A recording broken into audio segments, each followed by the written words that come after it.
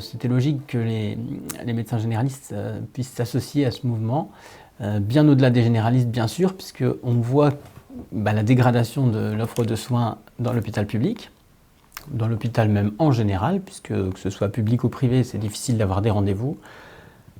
Les fermetures d'urgence en Vendée, on commence à être habitués malheureusement. Tout se tient, le système global est en dégradation et demain les médecins vont fermer pour alerter sur la catastrophe qui s'annonce si on ne tombe pas du bon côté de la ligne de crête. On est vraiment aujourd'hui sur une ligne de crête très très ténue.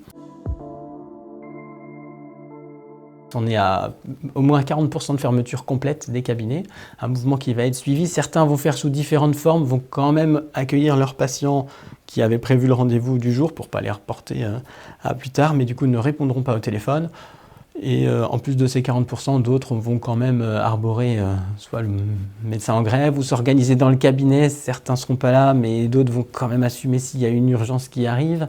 C'est toujours difficile quand on est médecin, c'est comme à l'hôpital, de dire on ferme, mais on sait bien que ça va créer des soucis. En même temps, là, on n'a plus d'autres moyens pour alerter la population. Si on veut garder un système solidaire, un remboursement sécu, aujourd'hui, il faut vraiment orienter le système de santé dans ce sens-là.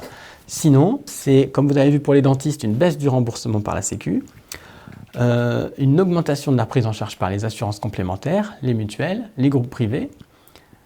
Et c'est un choix de société. Est-ce que du coup, on veut arriver sur un système privé où vous cotisez en fonction de vos besoins de santé, c'est-à-dire plus vous êtes malade, plus vous payez, ou bien est-ce que vous voulez qu'on mette les moyens sur le système de santé solidaire, une sécu, ou à l'inverse, on cotise selon ses besoins, on cotise selon ses moyens, et on reçoit selon ses besoins.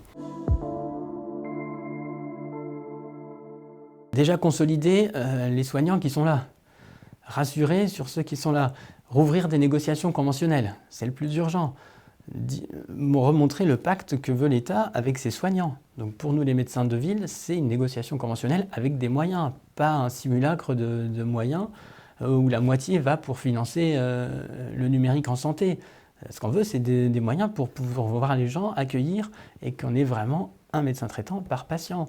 On a 10% des gens qui n'ont pas de médecin traitant, c'est inacceptable. Enfin, pour les soignants, les médecins humains qu'on est, c'est un crève-cœur de refuser des gens. Est-ce que c'est ça qu'on veut comme système de santé en France? C'est pour ça que les généralistes traitants disent « Banco, on ferme, vous allez voir ce qui va se passer s'il n'y a plus de généralistes ouverts ».